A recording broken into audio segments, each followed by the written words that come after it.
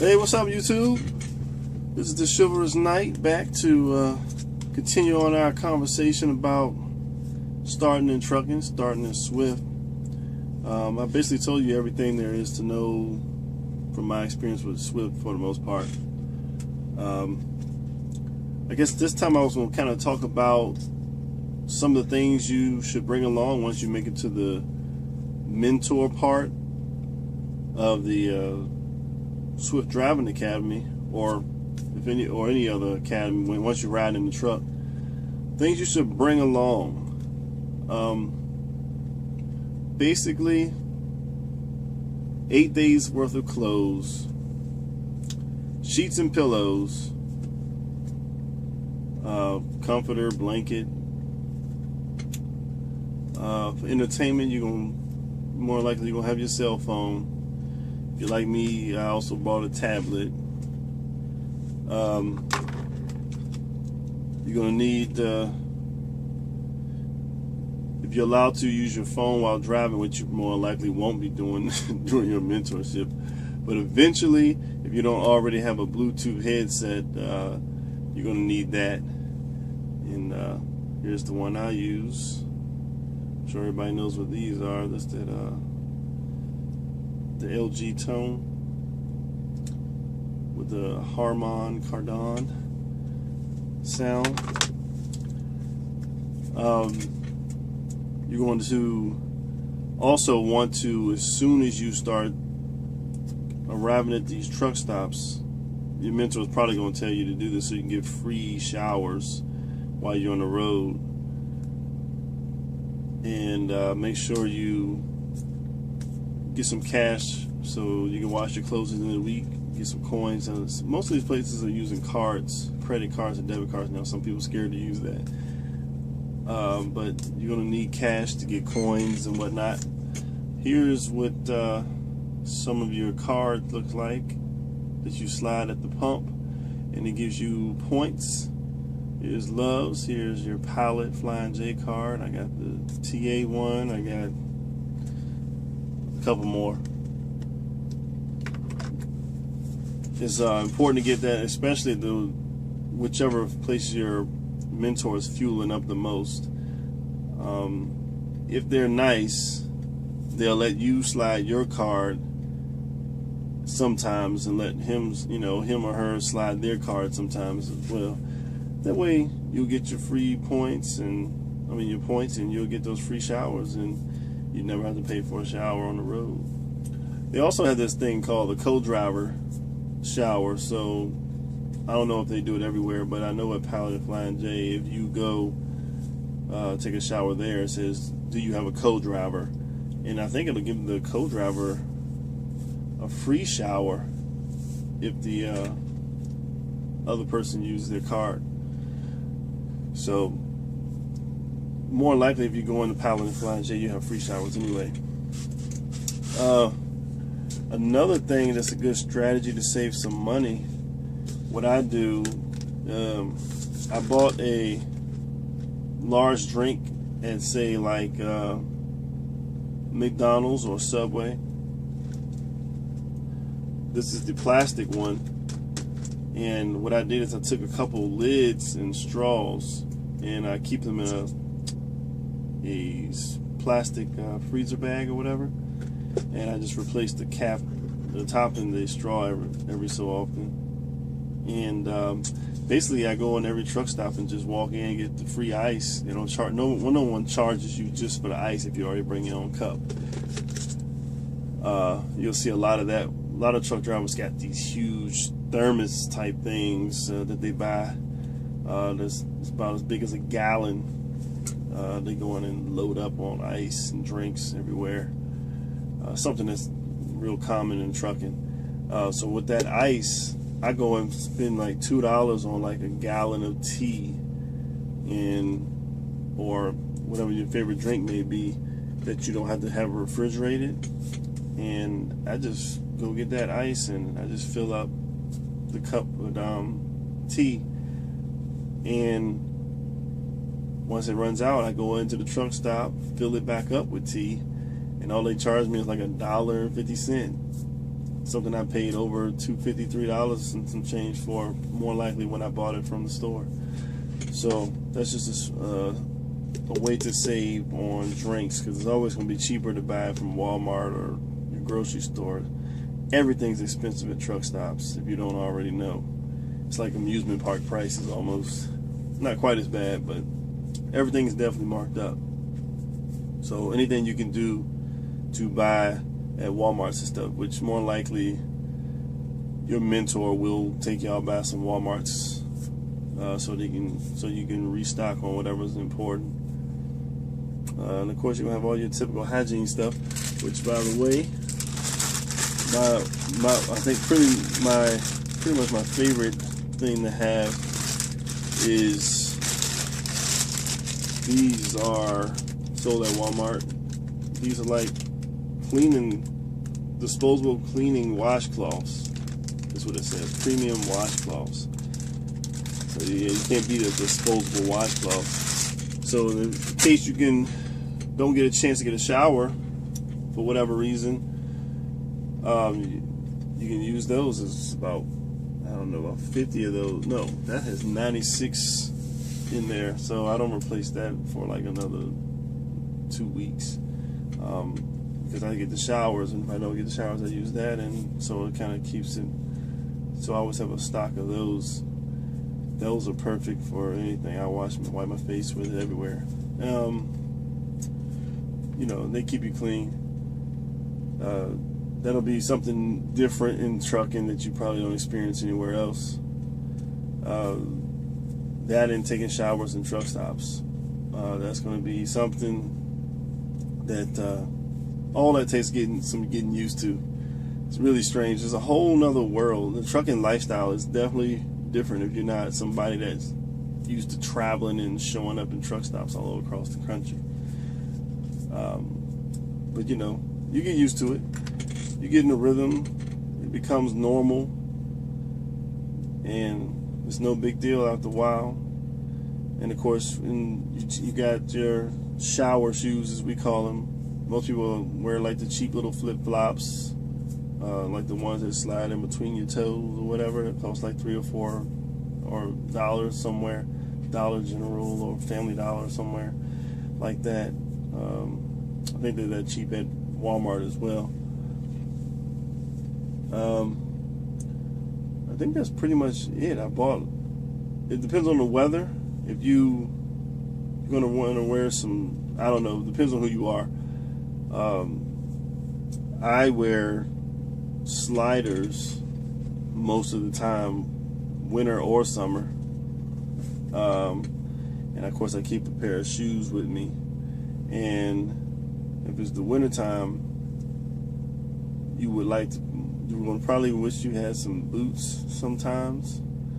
So I don't know if you have space for that on the truck, but a pair of like waterproof something or another would be good. If you don't, I don't think it's not gonna be a big deal. It's something that's convenient at times. I think that is it, really. Oh, and I have this 6-foot long auxiliary cord.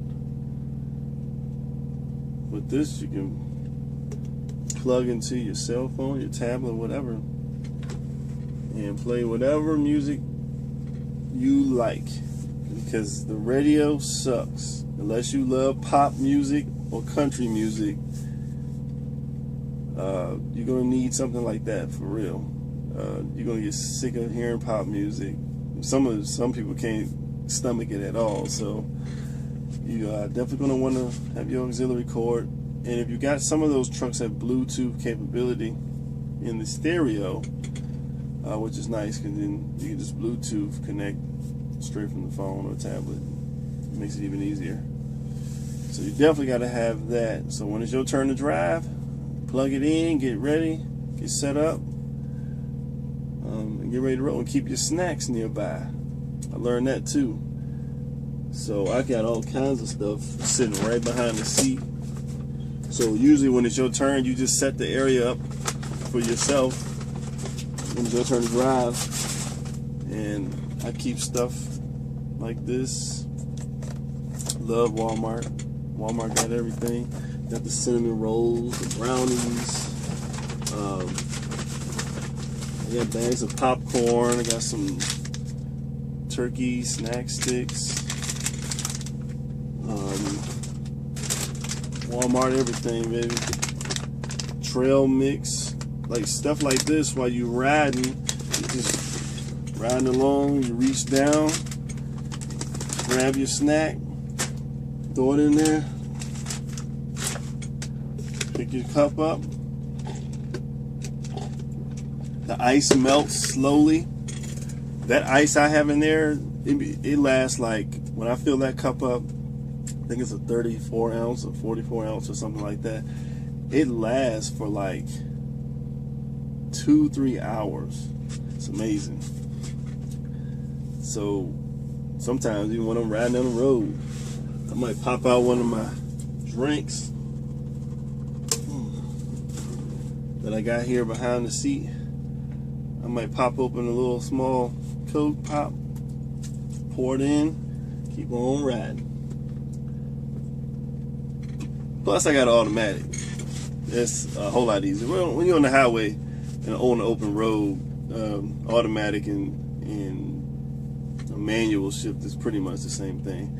I'm glad I got rid of that manual shifter. And don't let nobody tell you that these Freightliner automatics and whatnot are not good or anything like that.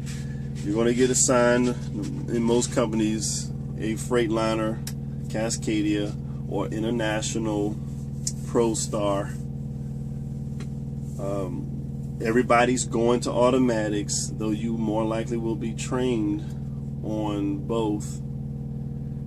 We were trained on manuals, 10 speeds, double clutching, and all that good stuff, which you immediately stop using as soon as you get on your own. But you know how it is when you learn stuff in the school setting. You got to do it by the book until you get out on your own, do things a little different. And you're not losing anything by not double clutching. I don't even know why they stress it so much. Yeah, that's pretty much that. For anybody that doesn't start with Swift Academy, there's tons of other options. And it's, you know, like I said before, all the different types of driving you can do. So if I had a chance to go back and start over again, I probably would try to get my training at a school or a community college, because the first thing I noticed about the Swift Academy is they basically train you with the bare minimum just to pass the test. They don't teach you much of anything else about the road life. And as long as you're just good enough to pass that test, they've done their job. And they hope that you work a lot of your issues out when you get in the truck with the mentor for 30 days or whatever. But some of these other places, like Prime, for instance, I think their training is a lot longer. Well, I ain't gonna say a lot longer, but it's longer. I think it's more hours with the mentor, and it's more hours, I think, in the classroom. I think they train people all the way from the very beginning stages with no CDL or anything like that. There's a bunch of places. The places that's ripping you off is the places that train you for free, supposedly, but you're teaming. As I said earlier, the CR England thing didn't work for me because you teaming. Teaming means you split the money. You don't want to split the money. While one new driver in another company is making 36 cents a mile or more, I'm hearing Prime is paying people 43 cents a mile starting. So that's going to be part of your research when you start. If you go to a school or you go to a technical college and get your license, and then you just choose where to go that takes new people, then you'll probably, the most important thing really, other than find out if you can park your truck near your home somewhere, and if they're okay with that. If you don't have a terminal nearby, that's going to be question number one. And number two is the next most important thing always is going to be the money. You don't want to drive for 32 cents a mile if another starting company that takes new students is paying 43 cents a mile. Those cents make a big difference, and you'll get raises too. And if you're like me, you're not going to be there for no more than a year anyway, which is about how long they want you to stay in order to pay off the schooling. But if you're not schooling with them, you can stay there whatever amount of time you want, and you'll leave there whenever you're ready to move on to the next step in your career of trucking. But yeah, teaming, I'm totally against teaming. It's starting out. I'm not sure what the thought process is behind teaming, but I know they're benefiting from it. But the driver, I can't see how they're benefiting from it at all. Especially since you're teaming with a stranger that you might not even like. And maybe there's somebody you just deal with for weeks and weeks. Nah, that's not right. But yeah, so probably stay away from the teaming. From my perspective, there's no upside to that. You want that 36, 38, 43 cent a mile, whatever that may be, at whatever company that is. And some of these companies got sign-on bonuses. You're going to check for that. Sign-on bonuses are not paid in one gross sum, your first check and stuff like that. So don't think that. Because some places will pay you $5,000 sign-on bonus. And with that $5,000 sign-on bonus, it's going to be split up. Some people split it up over 3 months. Some people split it up over a year.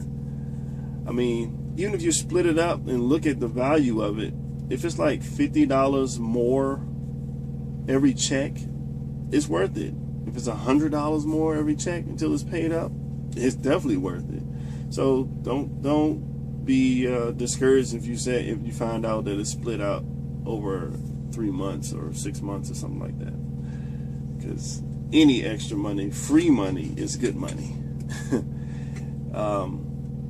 You're gonna make, like, in those instances where you make like 36 cents a mile, like, you're gonna gross like 35,000 that year. If you're like me, it took me a long time in my adult life before I made 35,000 in 1 year. So trucking is definitely got money in it. Like I said before in previous videos, it literally equates to like $25, $26 or something like that or more per hour. Once you break it down, if you really getting those miles, if you're driving 3,000 miles, it's like getting paid more than $25 an hour. Where are you going to go working with no college degree, or even with the college degree in some cases, and make $25 or more an hour? And that's just your first year driving. And it gets a lot better than that after the first year.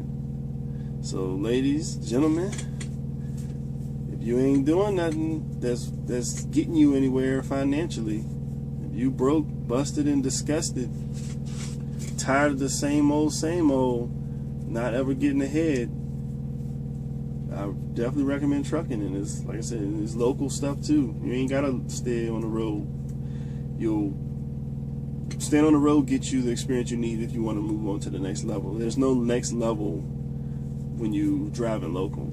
You're just driving local, and they probably got some training opportunities to be a mentor. But other than that, local is just local.